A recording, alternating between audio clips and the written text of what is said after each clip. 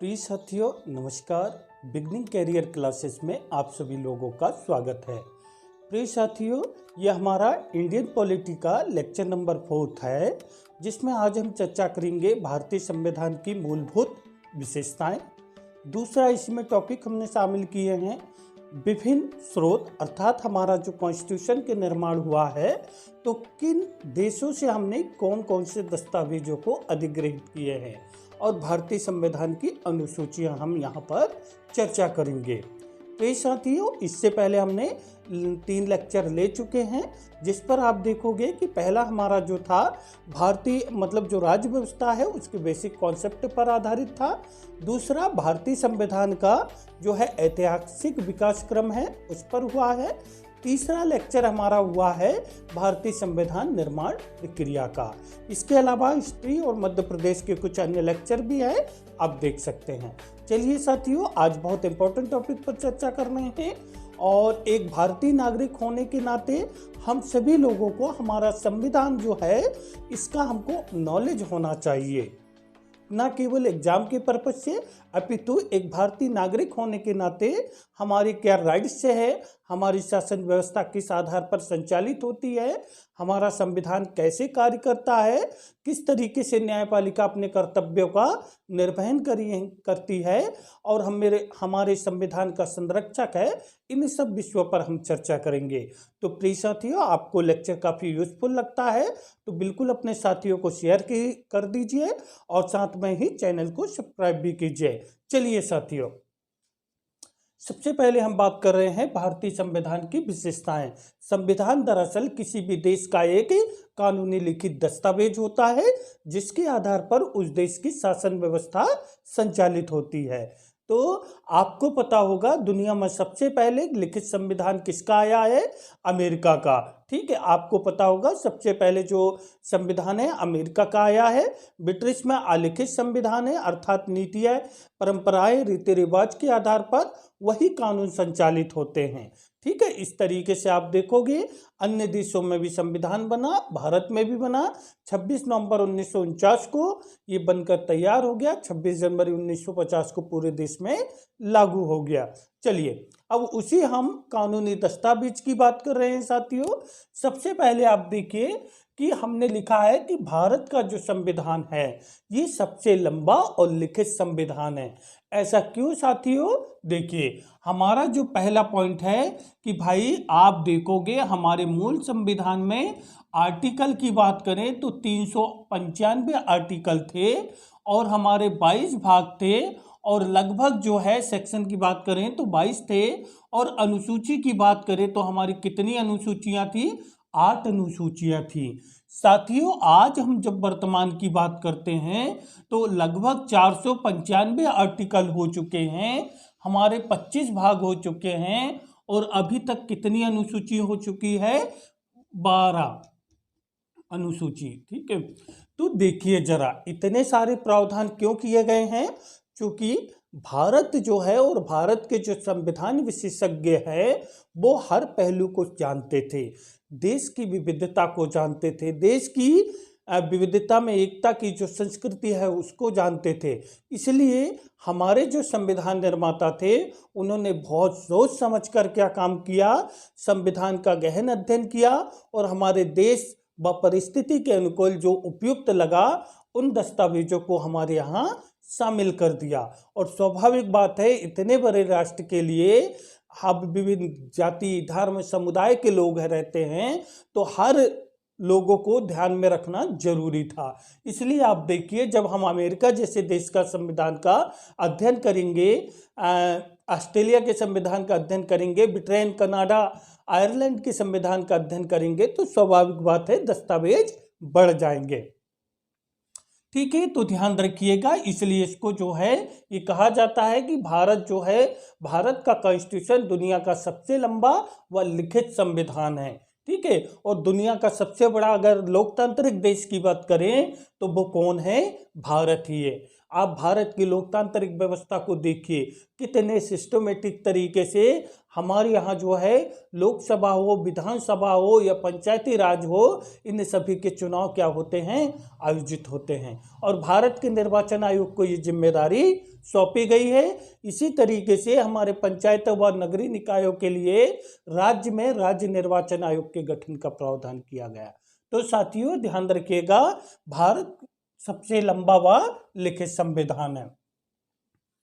दूसरी बात आती है साथियों कि भारत का जो संविधान है ये नम्य है और अनम्य भी है, अर्थात लचीला भी है और कठोर भी है। लचीला ऐसे है कि जब हमको किसी राज्य सीमा या कोई ऐसी चीज़ों का नाम, कोई नए राज्यों का गठन करना है तो साधारण तरीके से हमारे यहाँ संविधान संशोधन होता है और वो उसका नाम परिवर्तित कर दिया जाता है। अर्थात देखिए, अगर हमारे यहाँ कितने 545 सांसद है, सदस्य है, ठीक है, 545 सदस्य है, तो इसका 2+1 अर्थात 50+ जो है, अगर राज्य हमारी मतलब मेंबर जो है सहमत है तो साधारण तरीके से हम क्या काम कर सकते हैं, संशोधन कर सकते हैं।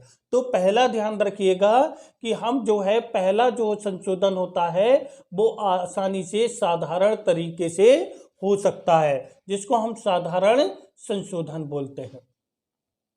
दूसरा संशोधन होता है साथियों विशेष।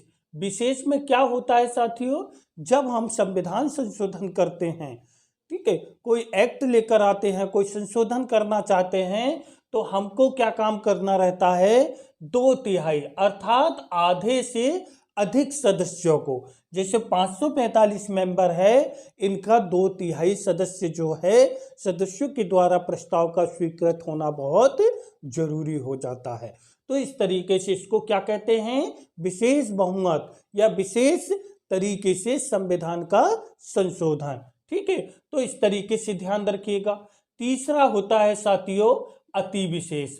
अति विशेष का मतलब ये होता है कि हमारे यहाँ जो है, आप ध्यान रखिएगा, जब संविधान संशोधन होगा तो 2/3 राज्यों की 2/3 सदस्यों को, अर्थात लोकसभा या विधानसभा, लोकसभा राज्यसभा के 2/3 सदस्यों की सहमति तो जरूरी है ही है, साथ में आधे से अधिक राज्य, कितने, आधे से अधिक राज्यों की जो है सहमति जरूरी होती है।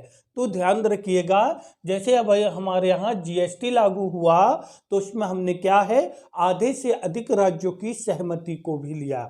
तो इस तरीके से आप देखिए, जब हम किसी राष्ट्रपति के या हमारे जो संविधान जैसे सीएजी है, सुप्रीम कोर्ट है, इनके कोई उसमें संशोधन कर रहे हैं तो कम से कम हमको आधे से अधिक जो है लोकसभा सदस्यों, 2/3 सदस्यों की जरूरत तो पड़ेगी पड़ेगी, साथ में आधे से अधिक राज्यों की सहमति भी जरूरी होगी, ठीक है। तो इस तरीके से जो है हमारा दूसरा पॉइंट क्लियर होता है कि भाई हमारे यहाँ इसलिए इसको कहा जाता है नम्य और अनम्य। अर्थात नम्य में आप देखिए साधारण तरीके से हम संशोधन कर रहे हैं, लेकिन अनम्य अर्थात कठोर की जब हम बात कर रहे हैं तो आप देखोगे कि 2/3 सदस्यों के साथ साथ आधे से अधिक राज्यों की स्वीकृति भी जरूरी हो जाती है।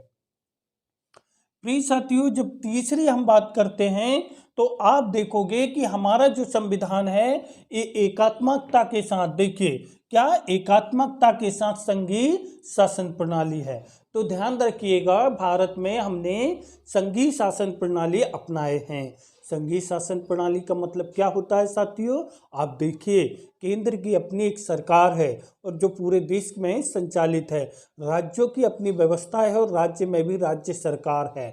और आप देख रहे होंगे दोनों को, केंद्र और राज्यों को स्पष्ट रूप से शक्तियां विभाजित कर दी गई है।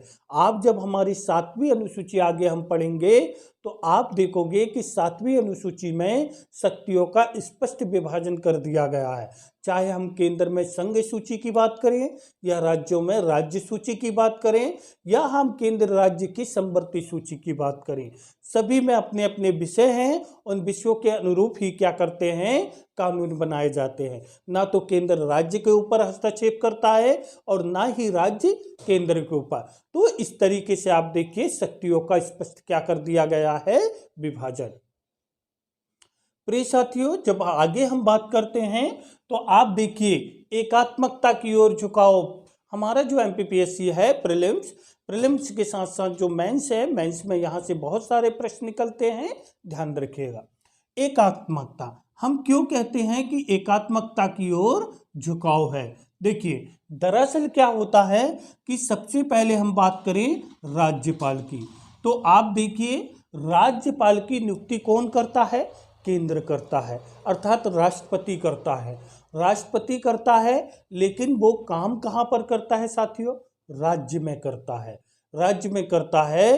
तो इस तरीके से आप देखिए कि प्रणाली केंद्र की है और नियुक्ति केंद्र कर रहा है, पर वो राज्यों में अपनी सेवा दे रहा है, अर्थात वो केंद्र के प्रतिनिधि के रूप में काम करता है। और राष्ट्रीय आपातकाल लगता है या राज्यों में राष्ट्रपति शासन लगता है तो उस समय इसकी महत्वपूर्ण भूमिका हो जाती है। दूसरी चीज आप देखिए साथियों, जब हम Akhil Bharatiya all India service की बात करते हैं, आर्टिकल 312, जब हम ऑल इंडिया सर्विस की बात करते हैं तो ऐसी कंडीशन में आप देख रहे होंगे कि हमारे जो आईएएस लोग होते हैं, आईपीएस होते हैं, आईएफएस होते हैं, ये केंद्र के प्रतिनिधि होते हैं, अर्थात ये इनकी नियुक्ति जो होती है केंद्र सरकार द्वारा होती है।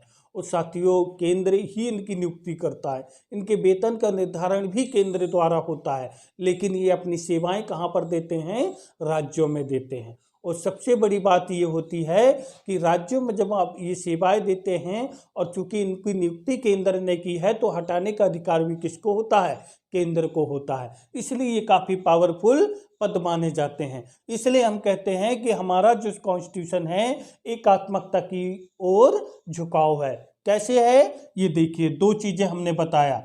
तीसरी चीज, हम जब आपके से बात करते हैं तो हमारी कुछ महत्वपूर्ण शक्तियां हैं, जो विशिष्ट विषय होते हैं उस पर केंद्र ही कानून बनाता है। और जब संवर्ती सूची की बात आती है और कोई विवादास्पद की स्थिति होती है तो ऐसी कंडीशन में क्या होता है? केंद्र की महत्वपूर्ण भूमिका हो जाती है। जब राज्यों में क्या लगा हो? आपातकाल लगा हो। और जब राज्यों में आपातकाल लगा हो तो ये आपातकाल की स्थिति में हमारी जो राज्य की सरकार होती है ये निष्क्रिय हो जाती है और केंद्र के प्रतिनिधि के रूप में राज्यपाल कार्य करता है। तो इस तरीके से हम कह सकते हैं कि एकात्मकता की ओर झुकाव है। लेकिन हमको ये भी देखना है कि हमने संघीय शासन प्रणाली को अपनाया है, अर्थात आप देखिए सबसे पहले अब मैं संघीय की विशेषता बताता हूं जो कि आप आगे देखोगे। देखिए एकात्मकता के साथ साथ एकात्मकता हो गए 2-3 पॉइंट, और इसके साथ साथ जो है अब देखिए एक चीज और बता देता हूं, सुप्रीम कोर्ट हमारे यहाँ न्यायालय ही सर्वोच्च है।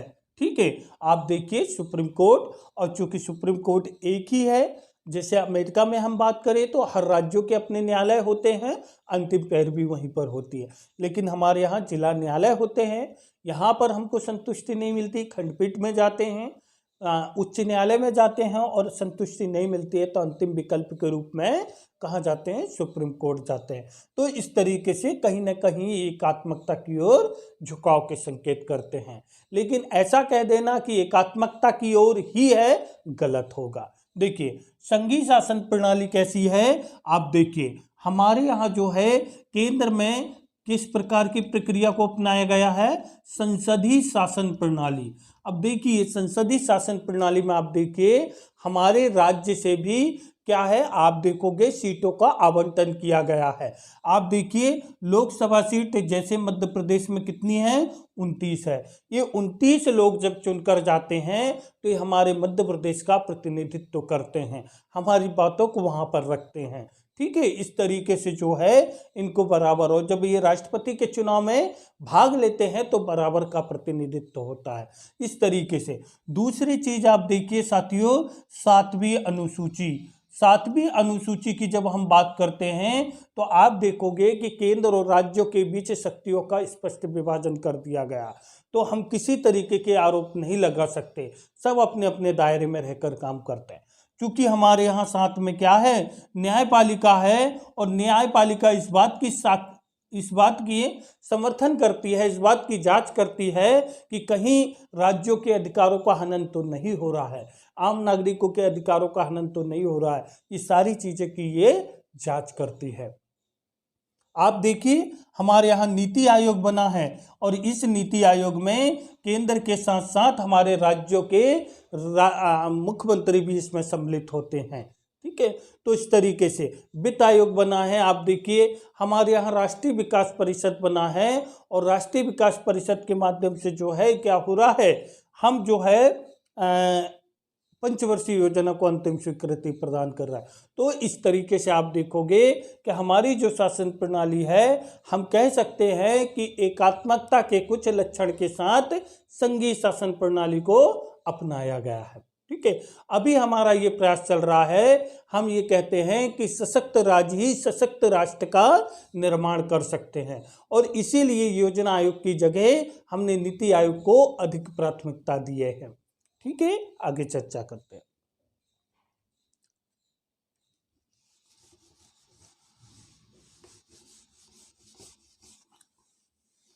प्रिय साथियों, आगे देखिए संसदीय शासन प्रणाली को हमने अपनाया है। ठीक है, और जैसे अभी हम बता रहे थे कि संसदीय शासन प्रणाली में आप देखिए हमारे यहाँ लोकसभा है, राज्यसभा है और आप देखिए संसदीय शासन प्रणाली में हमारे कौन कौन लोग शामिल होते हैं। तो आप देखोगे कि हमारे भारत के राष्ट्रपति हैं, हमारे राज्यसभा के मेंबर है, राज्यसभा है और हमारी लोकसभा है। अब देखिए इसमें जो है जो हमारे देश का प्रतिनिधित्व करेंगे वो कौन होंगे, लोकसभा में बहुमत प्राप्त दल का नेता। और आपको पता होगा जैसे अभी लोकसभा में बहुमत प्राप्त दल का नेता कौन है, हमारे पीएम मोदी जी हैं। ठीक है, तो आप देखोगे कि पीएम मोदी जी हैं, नरेंद्र मोदी जी। तो आप देखोगे कि इस तरीके से जो है अभी बहुमत दल के नेता ये हैं। ठीक है, क्योंकि जो भी लोकसभा में ज़्यादा सीटें लेकर आता है, सरकार बनाने के लिए हमको कम से कम कितनी सीटें चाहिए, 545 है, तो उसका 50+1। तो इस तरीके से बड़ी पार्टी के रूप में यही है। और आपको पता होगा कि हमारे यहाँ संसदीय शासन व्यवस्था में ये लोकसभा हो, राज्यसभा हो, ये किसके प्रति उत्तरदायी होती है। जैसे लोकसभा किसके प्रति उत्तरदायी होती है, जनता के प्रति। किसके प्रति, जनता के प्रति। यहाँ पर ध्यान रखिएगा साथियों, जब आपसे प्रश्न पूछा जाए कि मंत्रिपरिषद, ठीक है, मंत्रिपरिषद किसके प्रति उत्तरदायी होती है, तो आप बताओगे लोकसभा के प्रति। और जब आपसे पूछा जाए कि लोकसभा किसके प्रति उत्तरदायी होती है, तो जनता के प्रति, क्योंकि लोकसभा सदस्यों को आम जनता ने चुना है। आज हमारे जनप्रतिनिधि है, इनको हमने चुन लिए हैं 5 साल के लिए। ये हमारा प्रतिनिधित्व कर रहे हैं कहाँ से, एग्जाम्पल के लिए छिंदवाड़ा लोकसभा सीट से। हमारी आम जनता इनसे 5 साल बाद जब ये जाएंगे वोट के लिए, चुनाव होंगे, तो जनता पूछेगी कि 5 साल में आपने कौन सा विकास किया, तो ये जवाब देंगे। यही चीज़ें ध्यान रखिएगा। तो इस तरीके से हमारे यहाँ शासन व्यवस्था को अपनाया गया है। ठीक है, आगे हम जो है संसदीय शासन प्रणाली को डिटेल में पढ़ेंगे। यह आर्टिकल 79 में इनका प्रावधान किया गया है। चलिए, एकीकृत व स्वतंत्र न्यायपालिका। प्रिय साथियों, आपको एक चीज ध्यान रखना है कि हमारी जो न्यायपालिका है ये साफ व स्वच्छ छवि की है, अर्थात इस पर किसी भी प्रकार का राजनीतिक दबाव नहीं है। स्वतंत्र व निष्पक्ष न्यायपालिका है, अर्थात हमारी न्यायपालिका के समक्ष में अमीर हो गरीब हो सभी के लिए बराबर न्याय की व्यवस्था की गई है। स्पष्ट रूप से कॉन्स्टिट्यूशन में कहा गया है कि हमारे संविधान में सभी लोग बराबर है और सभी को न्याय पाने का पूरा अधिकार है। तो प्रिय साथियों, आप देखिए स्वतंत्र व एकीकृत न्यायपालिका इसलिए कहा कि हमारे यहाँ सर्वोच्च कौन है, सुप्रीम कोर्ट, जो कि कहाँ पर है, दिल्ली में, आपने देखा होगा। और आप देखोगे कि हमारे यहाँ हर राज्यों में या 2 से अधिक राज्यों के लिए हाईकोर्ट की स्थापना की गई है, खंडपीठ होती है इनकी सहयोग के लिए और डिस्ट्रिक्ट न्यायालय होते हैं। आजकल हमने फास्ट ट्रैक कोर्ट का भी, लोक अदालत का भी, परिवार फैमिली कोर्ट का भी गठन कर दिए हैं। तो इस तरीके से न्याय व्यवस्था में अभी हमने नेशनल ग्रीन ट्रिब्यूनल का भी गठन कर दिए हैं 2010 से, कि भाई पर्यावरण से संबंधित कोई मामले होंगे, क्योंकि वो बहुत लोक महत्व के होते हैं, तो 6 महीने के अंदर उन पे सुनवाई होना जरूरी होगा। तो इस तरीके से वहां से एक प्रश्न भी आया था कि कितने दिन की अपील जरूरी है एनजीटी में, तो 90 दिन की, है ना। ये प्रश्न आया था पीएससी प्रीलिम्स में। तो आप देखोगे यहां से काफी कुछ प्रश्न निकलते हैं। चलिए साथियों, आगे हम चर्चा करते हैं मौलिक नीति और मूल कर्तव्य। देखिए साथियों, हमारे जो आम नागरिक है इनके लिए फंडामेंटल मौलिक अधिकार, ठीक है, मौलिक अधिकार की बात की गई है। हमारे जो फंडामेंटल राइट्स है, आप देखोगे फंडामेंटल राइट्स क्या होते हैं, मौलिक अधिकार क्या होते हैं। मौलिक अधिकार वो अधिकार होते हैं, अर्थात ऐसे अधिकार जो व्यक्ति को जन्म से प्राप्त होते हैं। और व्यक्ति क्या काम करता है, जन्म से जो है ऐसे अधिकार जो व्यक्ति को जन्म से प्राप्त होते हैं, और व्यक्ति अपने व्यक्तित्व का विकास करता है और समाज में गरिमापूर्ण जीवन व्यतीत करता है। तो वही हमारे मौलिक अधिकार होते हैं। जैसे साथियों आप देखिए, चाहे हम स्वतंत्रता की बात करें, चाहे समानता की बात करें, चाहे हम क्या काम करें, देखिए समानता, स्वतंत्रता, शोषण के विरुद्ध अधिकार की बात करें, संवैधानिक स्वतंत्रता, है ना, शिक्षा का अधिकार, सांस्कृतिक स्वतंत्रता। आप देखिए, हम अपने देश में कोई भी धर्म का पालन करने के लिए पूर्ण रूप से स्वतंत्र हैं। मैं मंदिर जाना चाहता हूँ, मस्जिद जाना चाहता हूँ, चर्च जाना चाहता हूँ, मुझे कोई रोकने टोकने वाला नहीं है। हम एक धर्मनिरपेक्ष राष्ट्र के नागरिक हैं।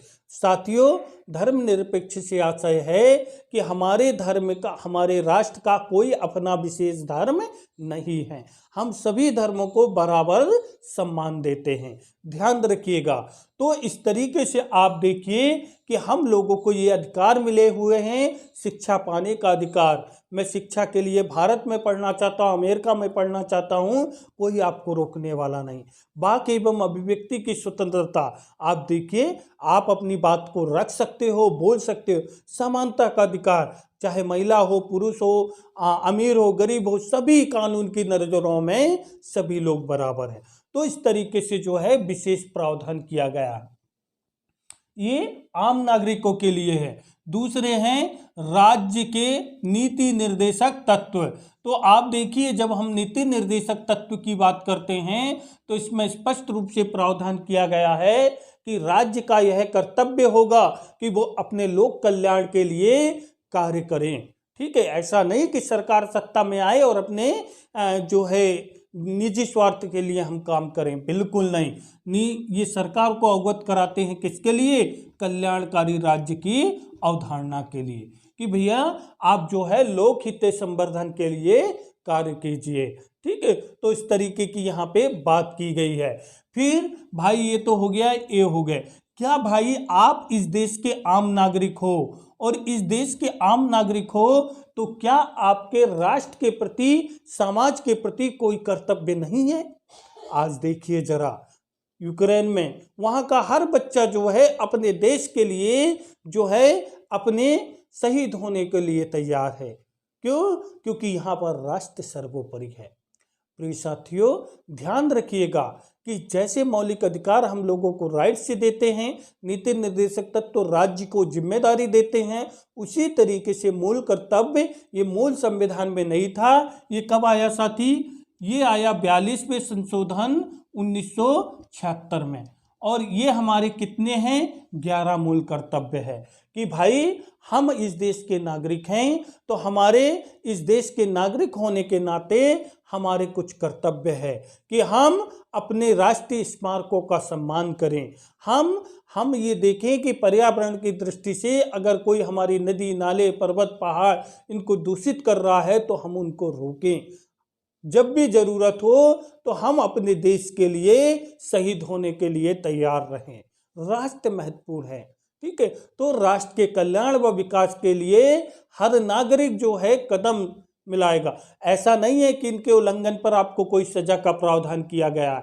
अरे भाई, आपको अवगत कराया गया है कि आपकी कुछ जिम्मेदारी है। इसलिए कभी भी देखिएगा, हमारी कोई भी बुकलेट में जब हम पढ़ते हैं पहली से लेके कोई भी क्लास की, तो आप देखोगे कि उसमें प्रस्तावना और मूल कर्तव्य, ये दो चीजें आपको अवश्य मिलेगी, चाहे प्रथम पृष्ठ में मिले या लास्ट पृष्ठ में। ऐसा क्यों साथियों? ऐसा इसलिए कि भारत के हर नागरिक को, हर छोटे बच्चे से लेकर वृद्ध तक, हर व्यक्ति को हमारे मूल कर्तव्य पता होने चाहिए। एक आम नागरिक होने के नाते हमारे भारतीय लोगों को, चाहे वो कोई भी व्यक्ति हो, हर व्यक्ति को हमारे भारतीय संविधान की आत्मा अर्थात प्रस्तावना के बारे में स्पष्ट जानकारी होनी चाहिए। क्यों साथियों? क्योंकि यही हमको जो है बोध कराते हैं कि हमको हमारे देश के प्रति हमारा क्या कर्तव्य है, हमारी क्या जिम्मेदारी है। तो इस तरीके से ध्यान रखिएगा। चलिए आगे हम बात करते हैं आपातकालीन उपबंध।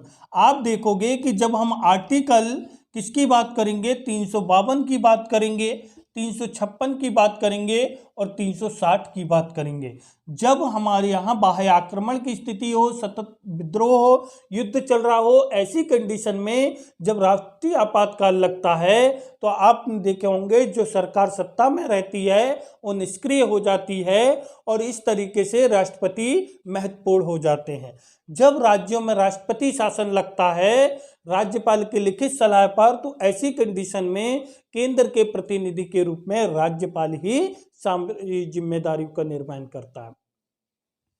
जब हम वित्तीय आपातकाल की बात करते हैं आर्टिकल 360 में, तो आप देखोगे कि आर्टिकल 360 के तहत क्या होता है, इसमें स्पष्ट रूप से ये प्रावधान है कि भाई जब देश की आर्थिक स्थिति कमजोर हो, जैसे अभी कोविड-19 के समय हम लगा सकते थे लेकिन ऐसी स्थिति निर्मित नहीं हुई, जब देश आर्थिक संकट से जूझ रहा हो जैसे 1990-91, तो ऐसी कंडीशन में हम लगा सकते, लेकिन अभी तक राष्ट्रीय आपातकाल नहीं लगा। तो ये हमारे संविधान की कुछ मूलभूत विशेषताएं थी जो आप लोगों को पता होना चाहिए था। ठीक है साथियों।